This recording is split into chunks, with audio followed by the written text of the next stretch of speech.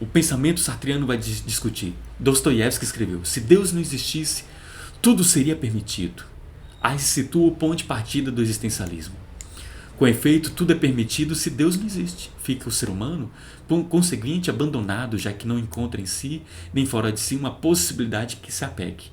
Antes de mais nada, não há desculpas para ele.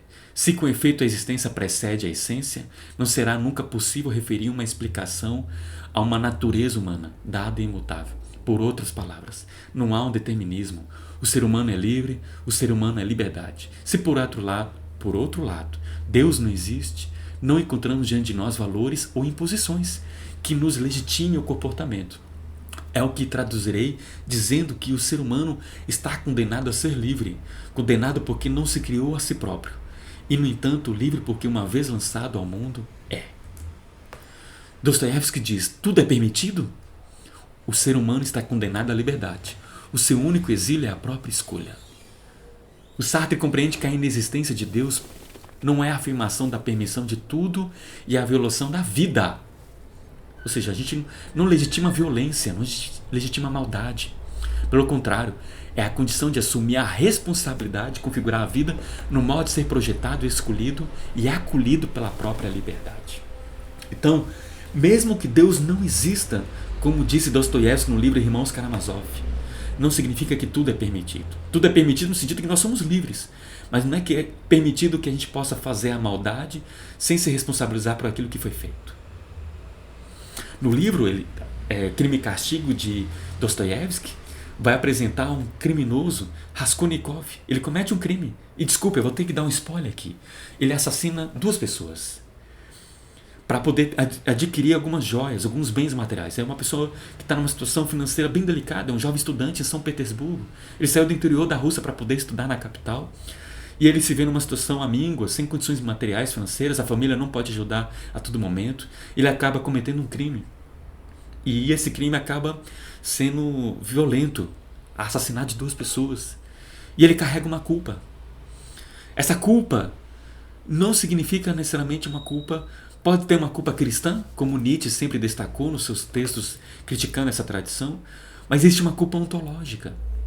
A culpa de ter violado essa relação com o outro, que me coloca no sentimento de vergonha. Eu tenho que me esconder dos outros. Porque uma pessoa livre, ela não se esconde. Uma pessoa livre não necessariamente também é transparente. Mas uma pessoa livre, ela não se esconde por aquilo que ela fez. Porque uma pessoa livre, ela assume com responsabilidade os atos que foi feito. É esse o ponto. Uma pessoa criminosa, ao sentir culpa, ela não quer ser responsabilizada pelo crime feito. Então entra numa contradição. Uma vez que ela não assume o que fez, ela tem que esconder o que foi feito. Logo, ela não é tão livre assim, porque ela não vai assumir a responsabilidade da atitude cometida, no caso, um ato criminoso. Então a liberdade só é quando a gente assume a responsabilidade do que foi realizado. É esse o ponto fundamental do que o Sartre quer nos fazer refletir. A liberdade só faz sentido uma vez que a gente tem cuidado de assumirmos com responsabilidade o que fizemos, o que vamos fazer. Por isso o projeto de vida, de estabelecer para nós essa consciência do que podemos ser daqui a 5, 10, 15 anos. Óbvio que não significa que vai ser tal qual imaginamos, mas um elemento disso pode ser concretizado. Quando eu estava em crise, eu falei para vocês, antes de entrar para o seminário, eu entrei no seminário, passei por uma outra crise. E a palavra crise, como vocês estão vendo na tela, pode também trazer, se a gente tirar o S, pode trazer a possibilidade de criar. A crise aparece como uma possibilidade de criação. Toda vez que estou em crise, eu posso criar uma nova perspectiva de ver ou de viver. Então a liberdade é esse processo de projeto de vida que uma vez que você está em crise existencial, o que é crise existencial? É angústia. A crise existencial nos salienta que tem a possibilidade de criar algo novo, de uma inovação do seu modo de ser. Você fica preocupado de como se ocupar no seu modo de viver. Essa preocupação de como ocupar-se no seu modo de viver é o estabelecimento de um projeto de vida. Seja como você se alimenta, da atividade física que venha a fazer ou não, dos relacionamentos que você estabelece ou escolherá melhor das amizades que venha a fazer, dos lugares que você deixará ou começará a frequentar. Tudo isso é um elemento ético. Mas não porque alguém te disse que existe uma estaca da lei de um ser sobrenatural ou algo tradicional que te determinou do que deva ser feito. Porque isso é uma imposição. Consequentemente, você não decidiu por aquilo. Foi decidido por outros. Foi instituído que é melhor assim para ti. Não é esse o ponto. A liberdade é quando você próprio possa detalhar os cuidados necessários contigo. Dos ambientes que você frequenta, dos lugares que você vai estar, dos alimentos que você quer se nutrir, das amizades que você quer compartilhar, do momento que você vai dormir, do tempo que você fica ou não na internet, do seu celular, dos conteúdos, dos livros que você escolhe para ler. Tudo isso é um exercício de liberdade. Uma vez que você tem uma ação consciente da sua vida enquanto existente. Então é uma vigília durante esse exercício de viver. É esse o ponto. Então, o que eu quero estabelecer contigo, meus caros, é que a liberdade precede a essência do ser humano. Nós primeiro temos a existência. Nós nascemos. E a partir disso, com tomadas de escolhas, com decisões, em situações de dilema, de encruzilhadas, como se o Exu tivesse nos aparecido, e a gente vai estabelecer a nossa liberdade. Eu faço um convite a vocês, faça um exercício mental, ou até de espelhamento. Olhe para o espelho. Após essa aula aqui, vá para o espelho antes de dormir. Olhe para o espelho, olhe. Pegue uma fotografia. A gente posta tanto fotos, né? No Instagram. Você que me segue, eu vejo você. Vejo você, curto as suas fotos, acho bacana. Mas pega aquelas fotos, aquelas fotografias de quando você era criança, adolescente, mais novo, de 5 anos atrás, 10 anos atrás. Seu corpo era um pouco diferente, o cabelo. Depois olhe para o espelho. Ou para a tela da câmera do seu celular. E veja o quanto você já mudou fisicamente.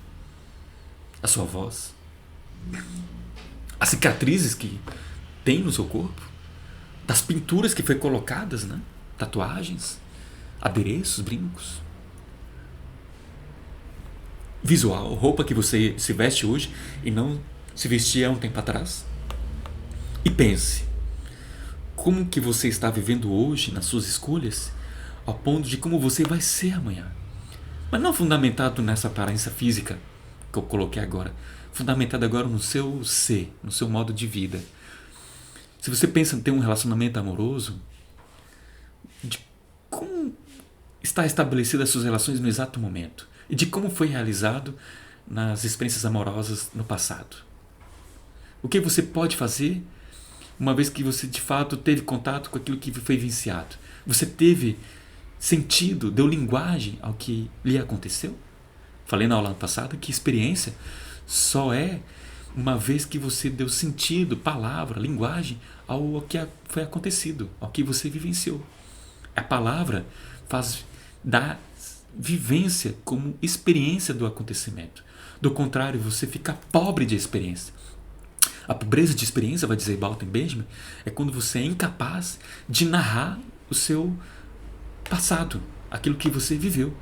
E isso pode ser inclusive os seus traumas. Buscar uma boa terapia, um bom profissional que possa lhe ajudar nesse autoconhecimento.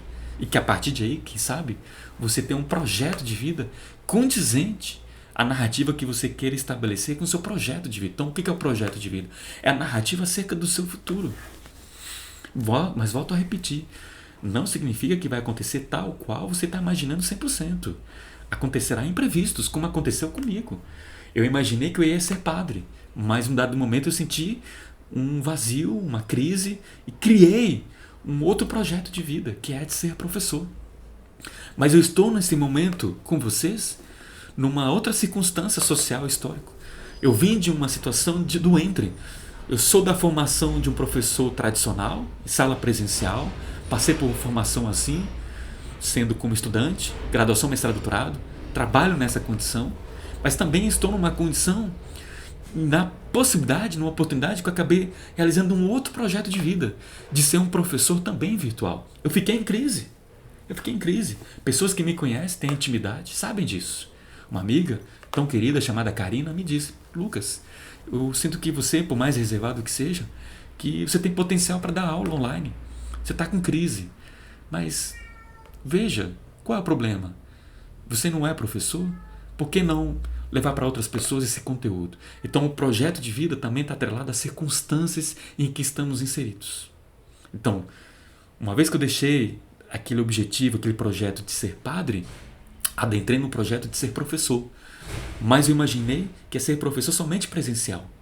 E a circunstância em que vivo, no momento histórico que me encontro, junto com vocês, obviamente, me possibilitou também ser docente de uma maneira virtual, digital. Algo que não havia imaginado há 10 anos atrás. Então esse é o ponto a ser interessante. A angústia, ela não é algo que acontece num momento isolado. A angústia está sempre, a angústia poderá acontecer em outras ocasiões. Você casou, tem um relacionamento e pode sentir angústia daquela decisão que você teve com um projeto de vida, estar casado, estar casada. E a partir daí você pode decidir: não quero mais estar casado ou casado com essa pessoa. Ou não quero mais estar casado ou casado com ninguém. Eu quero estar realmente sozinho ou sozinha. E é legítimo que você queira estabelecer esse novo projeto de vida, caso isso esteja te angustiando. É legítimo você decidir manter no casamento ou sair desse casamento. E caso saia desse casamento, é importante conversar com a pessoa com quem você está, esse cônjuge que te colocou como um compartilhamento de um mesmo projeto de vida e que você agora se vê na possibilidade de sair desse contrato conjugal. Então é importante salientar: o projeto de vida não é algo pré-determinado, pré-demarcado. O projeto de vida, ele é algo plástico, ele pode ser reinventado. O Leandro Carnal, por exemplo, professor que lecionou por muito tempo na Unicamp, num dado momento, ele se angustiou, ele abriu mão dessa instituição, dessa carreira universitária, de umas melhores universidades do país, da América Latina, para trabalhar de outra forma, como palestrante, como apresentador de televisão, convidados a outras formas de comunicação. Porque, como professor universitário, dentro de uma instituição renomada, pública, ele tinha dedicação exclusiva. Ele não poderia ter outros ganhos materiais, uma vez que ele estava totalmente forjado aquele tipo de trabalho dentro do concurso que ele havia passado há muito tempo atrás. Então ele teve que refazer o seu projeto de vida. Em certa parte, em certa medida, ele se mantém como professor, mas não mais daquele modo tradicional que ele se iniciou como professor presencial. Hoje ele está em plataformas diferentes de cursos online, YouTube e dando palestras mundo afora. É esse o ponto interessante. O projeto de vida, ele sempre pode ser renovado. Ele nunca é pré-estabelecido, pré-determinado. Ok?